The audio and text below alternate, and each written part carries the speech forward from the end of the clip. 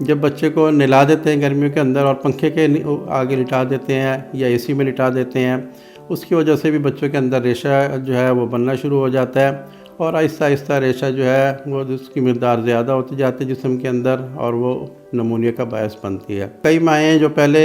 وہ ٹوٹکے کر لیا کرتی تھیں تو اس سے کافی فرق پڑ جاتا تھا۔ بعض دفعہ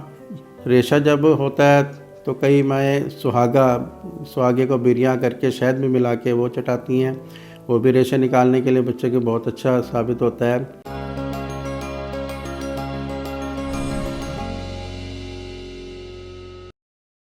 بسم اللہ الرحمن الرحیم۔ میں حکیم حافظ محمد عبد الرحمن خان دواخانہ حکیم اجمل خان کی طرف سے حاضر ہوں۔ آج میں آپ کے لیے جو ٹاپک لے کے آیا ہوں وہ ہے نمونیا۔ چونکہ سردی کا موسم چل رہا ہے اور اس میں یہ جو نمونیا ہے یہ بہت زیادہ بچوں کو اور بڑوں کو اس مرض میں مبتلا ہوتے ہیں۔ نمونیا کی وجوہات کہ کیوں ہوتا ہے اور اس کی علامات کہ اس میں کیا کیا ہوتا ہے، اس کا علاج، اس سارے کے اوپر میں تفصیل سے بات کروں گا۔ نمونیا بیسیکلی یہ چیسٹ انفیکشن ہے جو پھیپھڑوں کے اندر ریشہ جم جاتا ہے، اور پھیپھڑوں کی باریک نالیوں کے اندر جب ریشہ بہت زیادہ جم جاتا ہے تو اس کی وجہ سے سانس لینے میں تنگی ہوتی ہے۔ اس مرض کے اندر تقریباً 5 سال سے کم عمر کے جو بچے ہیں وہ زیادہ متاثر ہوتے ہیں اس بیماری سے، اور جو بزرگ حضرات ہوتے ہیں وہ بھی اس مرض سے متاثر ہوتے ہیں۔ سردیوں کے موسم میں چونکہ ٹھنڈ زیادہ ہوتی ہے اور بچوں کی قوت مدافعت کم ہوتی ہے، اسی وجہ سے بچے جو ہے اس مرض کا زیادہ شکار ہوتے ہیں، اور ایک اندازے کے مطابق یہ مرض اتنا خطرناک بھی ہوتا ہے، بعض دفعہ یہ جان لیوا بھی بن جاتا ہے۔ ایک اندازے کے مطابق ہر 40 منٹ کے بعد ایک بچہ جو ہے وہ نمونیا سے فوت ہوتا ہے، اور 1 سال کے اندر تقریباً 8 لاکھ بچے جو ہے وہ نمونیا کی وجہ سے جو ہے اپنا جاں بحق ہو جاتے ہیں۔ لہذا اس مرض کو معمولی نہ سمجھیں، مختصر سی علامات جب اس کی شروع ہو تو فوراً اس کے علاج کی طرف رجوع کریں، اور کوشش کریں کہ اس مرض کو بڑھنے نہ دیں، چونکہ یہ مرض خطرناک ہے اور اس سے بچوں کی اموات بھی ہو سکتی ہے۔ اس کی وجوہات کیا ہے؟ ٹھنڈ لگنا۔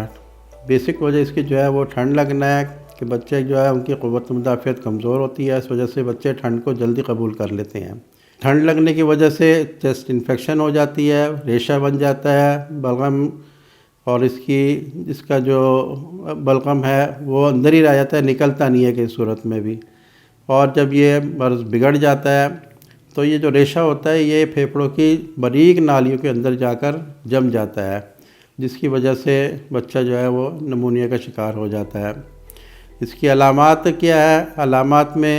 سب سے پہلے یہ کہ ایک تو ریشہ بنتا ہے، کھانسی ہوتی ہے، پسلیوں کا جو درد ہے وہ بہت زیادہ ہوتا ہے، پسلیوں کے اندر، پسلیوں میں ریشہ بہت زیادہ ہو جاتا ہے، پھیپھڑوں کے اندر ریشہ ہو جاتا ہے۔ اکثر بچوں کا جو ہے بخار وہ اترتا نہیں ہے، مسلسل بخار رہتا ہے، اور پسلیوں کے نیچے والے حصے میں ایک گڑھا سا پیدا ہوتا ہے، جب بچے کھینچ کے سانس لیتے ہیں تو ایک گڑھا سا پیدا ہوتا ہے، تو اس مرض کو ڈبہ اطفال بھی کہتے ہیں۔ اس جو گڑھا پڑتا ہے اس گڑھے کی مناسبت سے اس مرض کو ڈبہ اطفال کے نام سے بھی پرانے لوگ بیان کیا کرتے ہیں۔ اب ایک تو میں نے آپ کو بتایا کہ یہ ٹھنڈ کی وجہ سے ہوتا ہے، نمبر 2 یہ گرمیوں میں بھی ہو جاتا ہے، سردیوں میں بھی ہو جاتا ہے۔ سردیوں میں نومبر، دسمبر، جنوری کے مہینے میں زیادہ اس کے چانسز ہوتے ہیں، اور گرمیوں میں بھی اس کے چانسز کس لحاظ سے ہوتے ہیں کہ کیونکہ بچے کے اندر ایک تو ٹھنڈ سرد زیادہ ہوتی ہے، رطوبت زیادہ ہوتی ہے بچوں کے اندر، تو اس کی وجہ سے جب بچے کو نلا دیتے ہیں گرمیوں کے اندر اور پنکھے کے آگے لٹا دیتے ہیں یا اے سی میں لٹا دیتے ہیں، اس کی وجہ سے بھی بچوں کے اندر ریشہ جو ہے وہ بننا شروع ہو جاتا ہے، اور آہستہ آہستہ ریشہ جو ہے وہ اس کی مقدار زیادہ ہوتی جاتی ہے جسم کے اندر، اور وہ نمونیا کا باعث بنتی ہے۔ سردیوں میں تو ویسے ہی بچے کو سردی لگ جاتی ہے، ٹھنڈ لگ جاتی ہے، اس لیے بچوں کو مناسب گرم کپڑے پہنائیں اور وہ ٹھنڈ سے بچائیں اس کو، اور ایسی مائیں جو بچوں کو دودھ پلا رہی ہوتی ہیں وہ بھی احتیاط کریں اور گرم چیزوں کا استعمال زیادہ کریں بنسبت ٹھنڈی چیزوں کے، اور بچوں کو ڈھانک کے رکھے، خصوصاً بچوں کا سر جو ہے وہ ڈھانپ کے رکھے، گردن کا حصہ وہ ڈھانپ کے رکھے، اور پیروں سے بھی بچوں کی ٹھنڈ چڑھتی ہے، پیروں کو جو ہے وہ جرابیں پہنا کے رکھیں یا ڈھک کے رکھیں، تو اس طرح بچے کی احتیاط برتیں۔ اب میں اس کے علاج کی طرف آتا ہوں۔ ایک تو کئی مائیں جو پہلے وہ ٹوٹکے کر لیا کرتی تھی تو اس سے کافی فرق پڑ جاتا تھا، تو اس میں سب سے پہلے یہ کہ آپ 3-4 لہسن کے جوے لے لیں، اس میں دھاگے کے اندر پرو کر اس کو گلے میں ڈال دیں، تو اس سے جو ہے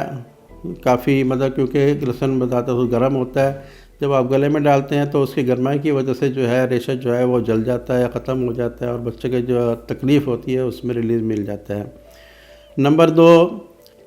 دواخانہ حکیم اجمل خان کا شربت صدر اور لوق خیار شمبر، یہ ایک خمیرہ ٹائپ لوق ہوتی ہے جو بچوں کو اور بڑوں کے لیے نمونیا کے اندر بہت اچھا کام کرتی ہے۔ گرم پانی کے اندر شربت صدر کو اچھی طرح حل کر لیں اور اسی کے اندر آدھا چمچہ لوق خیار شمبر کا اچھی طرح حل کر کے بچے کو دن میں 2 سے 3 دفعہ اس کو استعمال کرائیں، 1 سے آدھا چمچ یا 1 چمچ دن میں 3 دفعہ یا 4 دفعہ بچے کو استعمال کرائیں، اس سے جو ہے بچے کا ریشہ جو ہے وہ نکلے گا اور ریشہ ختم ہوگا۔ چونکہ خیار شمبر جو ہے اس کو امبل تاز بھی بولتے ہیں، یہ ایک اس کا جز ہے لوق کا، تو خیار شمبر کو اگر آپ خالی بھی استعمال کراتے ہیں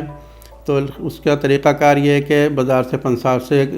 خیار شمبر کی جو ہے وہ پھلیاں مل جاتی ہیں، اوپر سے وہ براؤن رنگ کی ہوتی ہے، اندر اس کے گودا ہوتا ہے۔ اس آپ خیار شمبر کی جو پھلی ہوتی ہے اس کو اچھی طرح جلا لیں، اس کا آگ لگا کے اس کو جلا لیں، اس کی راکھ بن جائے گی، اس راکھ کو آپ شہد کے اندر مکس کر لیں۔ وہ جب ایک گاڑھا سے ایک لیس بن جائے گا تو بچے کو دن میں 2 سے 3 دفعہ اس کو تھوڑا تھوڑا کر کے اس کو چٹانا ہے، یعنی کہ چمچے کا چوتھا حصہ بچے کو دن میں 3-4 دفعہ چٹائیں، تو اس سے بھی جو ہے بچے کا جو ہے ریشہ جو ہے وہ نکل جاتا ہے اور ختم ہو جاتا ہے۔ بعض دفعہ پکپوٹی کے ذریعے ریشہ نکلتا ہے، بعض دفعہ الٹی آ جاتی ہے اس کے ذریعے ریشہ نکلتا ہے، تو ریشہ نکلنا جو ہے وہ بہتر ہے، جتنا بچے کا ریشہ نکلے گا اتنی جلدی بچہ جو ہے اپنے آپ کو ایزی محسوس کرے گا۔ اب کیا ہوتا ہے، بچے کے جو سانس جو ہے تیز تیز چلتا ہے، پسلیاں چلتی ہے، اس میں درد بہت زیادہ ہوتا ہے، تو اس کے لیے دواخانہ حکیم اجمل خان کی قیروتی آرد کرسنا، یہ ایک مرہم ٹائپ قیروتی ہے جس کو بچے کے سینے پر لگایا جاتا ہے اور پھر اس کو روئی کے پھائے سے روئی کو گرم کر کے اس کے بعد اس کو سیگا جاتا ہے، تو اس سے بھی بچوں کے جو پسلیوں کا درد ہے وہ بھی کافی حد تک کم ہو جاتا ہے۔ لوق سپستہ اور شربت صدر، یہ بھی ایک دواخانہ حکیم اجمل خان کی دوائی ہے۔ شربت صدر گرم پانی میں ڈال کر اور اس میں لوق سپستان ڈال کر وہ بھی بچوں کو استعمال کرایا جاتا ہے۔ اس سے کیا ہوتا ہے، ایک تو ریشہ نکلتا ہے اس سے اور بچے کو سکون ملتا ہے، کھانسی میں بھی، ریشے میں بھی، نزلہ زکام میں، اس سب کے اندر یہ اس کو ریلیز ملتا ہے۔ یہاں پہ ایک بات قابل غور ہے کہ ہر نزلہ زکام ریشہ جو ہے وہ نمونیا نہیں ہوتا۔ ریشہ نزلہ زکام اور ریشہ جو ہے یہ بعض دفعہ ویسے بھی سردیوں میں اکثر لوگ اس کے شکار ہو جاتے ہیں، تو نمونیا جو ہے وہ بیسیکلی یہ ہے کہ جو ابتدائی جو اس کی علامات ہوتی ہے وہ نمونیا نہیں کہلاتی۔ جب یہ اندر رچ بس جاتا ہے پھیپھڑوں کے اندر اور سانس لینا جو ہے مشکل ہو جاتا ہے، دشواری سے سانس آتا ہے، اس کو نمونیا کہتے ہیں۔ جو عارضی طور پہ ریشہ وغیرہ یا نزلہ زکام ہوتا ہے اس کو ہم نمونیا نہیں کہتے ہیں، وہ صرف ریشہ ہی ہوتا ہے۔ نزلہ زکام ہوتا ہے وہ عام دوائیوں سے بھی جو ہے وہ کنٹرول ہو جاتا ہے۔ اب اس کی احتیاطی تدابیر میں نے آپ کو بتائی ہے، ایک تو یہ کہ ٹھنڈ سے بچائیں ہر صورت میں اپنے آپ کو، کیونکہ جو بچے ہیں ان کی بھی قوت مدافعت کمزور ہوتی ہے اور جو بوڑھے حضرات ہیں ان کی بھی قوت مدافعت کمزور ہو جاتی ہے۔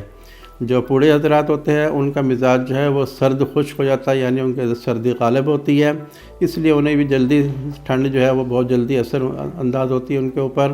اور اسی طرح بچوں کا مزاج بھی جو ہے وہ رطوبت کی وجہ سے سرد ہوتا ہے، تو بچے بھی اس مرض میں زیادہ تر بہت جلدی اس کو قبول کرتے ہیں، اس بیماری کو۔ تو اس کے لیے بہترین احتیاط یہ ہے کہ ایک تو بچوں کو گرم کپڑے پہنائیں، گرم رکھیں، اور گرم سوپ وغیرہ پلائیں، یخنی وغیرہ پلائیں بچوں کو تھوڑی تھوڑی، تاکہ بچوں ٹھنڈ سے بچے رہیں، اور دیسی انڈے کی سفیدی ابال کر وہ بچوں کو استعمال کرائیں۔ بعض دفعہ ریشہ جب ہوتا ہے تو کئی مائیں سہاگے کو بریاں کر کے شہد میں ملا کے وہ چٹاتی ہیں، وہ بھی ریشہ نکالنے کے لیے بچے کے بہت اچھا ثابت ہوتا ہے۔ جائفل جو ہے وہ بھی ریشہ نکالنے کے لیے بہت اچھا ہے۔ جائفل کو جو ہے آپ باریک پیس کر اس کو گرم دودھ کے اندر ڈال کے وہ بچے کو تھوڑا تھوڑا دیں، اس سے بھی جو ہے ریشہ نکل جاتا ہے اور بچہ سکون محسوس کرتا ہے۔ یہ ویڈیو اگر آپ کو پسند آئی ہے تو اس کو شیئر کریں اور اس چینل کو سبسکرائب کریں، اور اگر آپ کو کسی بھی قسم کا کوئی مشورہ چاہیے بچوں سے متعلق یا بڑوں سے متعلق، دواخانہ حکیم اجمل خان کے تمام برانچوں کے اندر تجربہ کار اطباء حضرات موجود ہیں، ان سے رابطہ کر سکتے ہیں، اور ویب سائٹ کے ذریعے بھی آپ ٹیلی فون کے ذریعے بھی رابطہ کر سکتے ہیں۔ اگر آپ بالمشافہ ملنا چاہتے ہیں تو آپ دواخانہ کے کسی بھی برانچ پہ آ کے تجربہ کار اطباء حضرات سے مشاورت کر سکتے ہیں۔ شکریہ۔